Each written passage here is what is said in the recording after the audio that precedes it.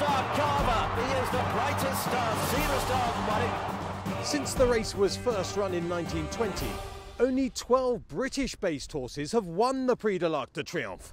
That's not a great stat for Newmarket's Nathaniel. He's a King George winner trying to land the Paris showpiece, just like this great horse. Wearing him down, Lamtara the far side gains the lead. Pentira's fighting back. Lamtara and Pentire stride for stride. Lamtara the Derby winner, too good.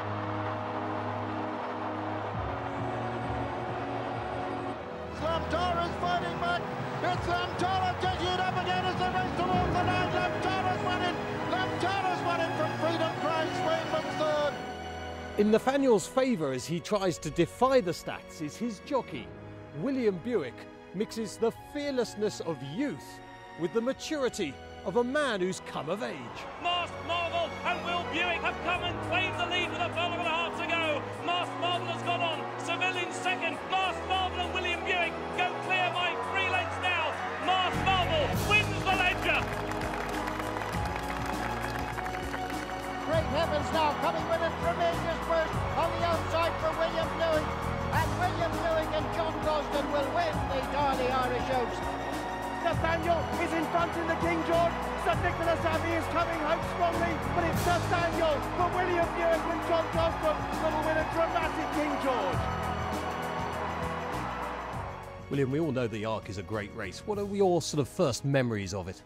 The Arc is a race that you always know about when you're involved with horse racing, but my first memory, my first really clear memory of it was the year Dalakani won. I was actually at the Arc.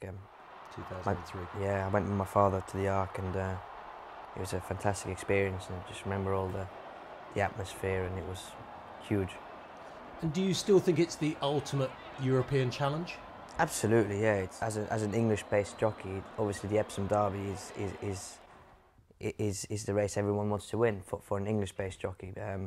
But certainly the Arc would be a close second on the worldwide stage. It's the ultimate race on the world stage, and it has everything. International runners. I mean, you've got runners come from Japan, England, Ireland, Germany, France. You know, it's the ultimate horse race for me.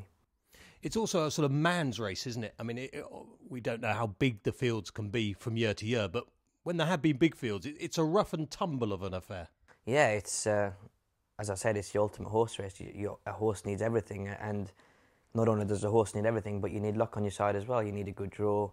You need everything to go smoothly for you. So, but you know, if you go back through the years and see all the top jockeys that haven't won an Arc, you know, Steve Cawthon, Willie Carson, people like that who never won an Arc, it's that tells you how hard a race it is to win. You've had a couple of rides in it already with Duncan and Masked Marvel. What did those 2 rides teach you as a jockey about the race? I learned the rhythm of the race. You know, you need to jump, break well, and get a position, but you need to leave your horse alone for most of the way, because it's a long way. It's quite demanding for a horse, and usually the ground can be on the easy side that time of year. And then they slowly build the race up. So, you know, it's not like a typical French race. They do usually. The 2 times I've been in the race, they've gone an end-to-end gallop the whole way. And what about Nathaniel? You would seem to have the perfect potion to win the race, i.e. the speed to win the Clips, the stamina to win a King George. Therefore, from a tactical point of view, he should be quite easy to move around in the race. Yeah, he's a very, very versatile horse. He's a jockey's dream in a race. You can put him anywhere, and he gets in a lovely rhythm. So he's the ideal horse for the Arc, and I really think he'll run a big race. He's got, like you said, he's got everything that takes to win an Arc. So, but I'm under no illusions it will be easy. It's going to be a very tough race, and it'll be possibly the toughest race he's encountered so far. Nathaniel moves through to the lead once again in the King George. From in second place, Daydream Dunedin can't go on. Reliable man, Sir Nicholas Abbey. Nathaniel out in front. From the German filly, Daydream, who once again is out after the leader. Nathaniel bidding for back-to-back King Georges. Daydream and neck down. Nathaniel, all courage, all heart. Daydream lunges on Bombay. The King George, as you cross that line, I'd love to have been inside your brain for a moment, because It must have been one of those things where you're thinking, oh, everything's gone almost perfectly, and yet I haven't won. Yeah, it was. You were mugged, weren't you? Mugged. Oh yeah, totally, absolutely. But I knew I was beat after the line, and I was just praying, living in hope that I'd got it wrong somehow, and that I just got up. But I knew I didn't have a good feeling about it, so I was obviously distraught. But the horse, I thought Nathaniel that day showed great courage, and he really stuck his neck out the whole way for me and really responded. And it was only, I think, 2 weeks after he had a tough race in the Eclipse, so that showed what a magnificent racehorse he is. And I think after that race, he could nearly be branded as the new Iron Horse. And do you think there are reasons that you can reverse that form? I mean, if both these horses run to their best, do you think Nathaniel can beat Daydream? I think so. Like I said, he had a tough race in the Eclipse. He came back 2 weeks afterwards in the King George, and of course the horse was in very good form coming into the King George, but he'll be in better form for the Ark. And as far as ground is concerned, we know he can go on most types of ground, but would it be fair to say a bit of juice would suit you? Yeah, he doesn't need it soft, but as long as there's, last year was very, very fast ground, and as long as it's good racing ground, I think he'll be fine. I think there's forecast a bit of rain, so it should be, of what I can see so far, it should be level playing field for everybody. I'm sure you will feel that you've come of age for some time now, and you probably get annoyed when people like myself sit on telly and say, oh, he's a man now, he's not a boy anymore. Do you feel that this is a year that really sets you on the big stage? Yeah, it's been a magnificent year. I've had a lot of help from obviously John Gosden and a lot of fantastic horses that I've been riding, so it's gone great, but you need to keep it going. There's no point resting on your laurels and thinking you've done it all, because there's always tomorrow and there's always people that are chasing your tail.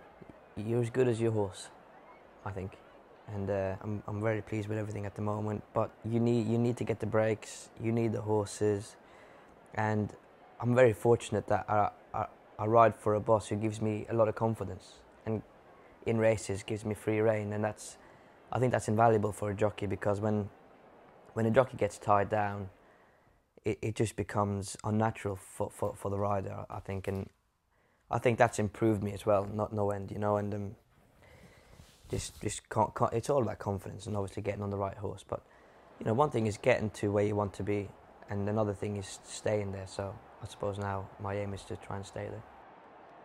Buick is a determined man, something that was noticed by his first boss, Andrew Balding. Will, I still remember when he came and rode holidays here when he was 14, literally we had to give him a stone weight cloth, because otherwise the horses would think they're loose. So he'd have the probably 2 stone weight cloth, big saddle, which he couldn't carry around the yard then. So we had to have someone, when he was stacking up, carrying his saddle from yard and putting it on the horse. But I think he probably, what is he now?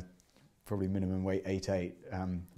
But at the time he was, he was tiny weeny, but a natural talent and a great guy. He's a really diligent, hard-working guy, very talented jockey, very bright, very intelligent, just has a good understanding of horses, and like Frankie, a quick feel for them. And I'm very pleased, and he's a good guy to work with, good person, and gets on very well with all the staff. So he's part of a team, and he's here 5 mornings a week.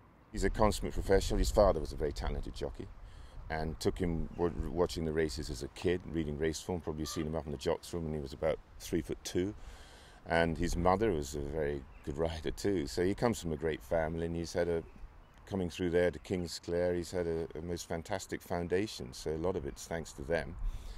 And as I say, as a person, he's level-headed, which is quite important, because I've seen a lot of young boxers and people, they get a bit of quick money and then it all falls apart with all the hangers on.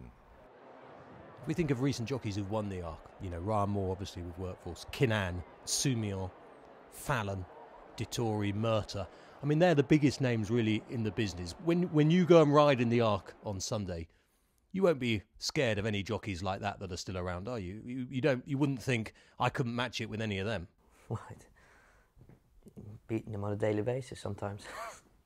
But that's my point, isn't it? No, but the thing is, you can't. I have a huge respect for the jockeys, of course. You have to have, but when you're in the race, it's every man for himself, and everybody knows that. It's a competitive sport, and you can't lose that competitiveness, and you need to respect them. Of course, the senior jockeys are fantastic riders, have fantastic careers, all of them. But when you're in a big race, you want to win it yourself. And summing up Nathaniel's chance, what do you see as the dangers? The Orfevre from Japan's looked good in the trial. Charetta has place start form, and of course the reigning hero Daydream. Who do you feel is the big danger, and how would you sum your chance up? I think he can beat all of them if things go his way. If they get a bit of rain and the ground's not too fast, I think on his day, I think he can beat them all. I think the track will suit, stiff mile and a half. Hopefully it'll be a good honest pace. You know, obviously the Japanese horse look good in the Foire, but I don't think he's unbeatable. Daydream the same. I think she's a magnificent race mare, but you know, she was very good last year, broke the track record. Obviously only pipped Nathaniel in the King George, but I think in the Arc, I think he could reverse that. And Charetta won the Vermeer very well, and Yorkshire Oaks, she's a nice filly, but I wouldn't be scared of anything with Nathaniel. Obviously Camelot might come back, so we'll see what he's going to do, but I would struggle to want to swap him for anything else in the race at this stage. Well, we wish William and Nathaniel well. You can see them both live on At the Races this Sunday from Longchamp.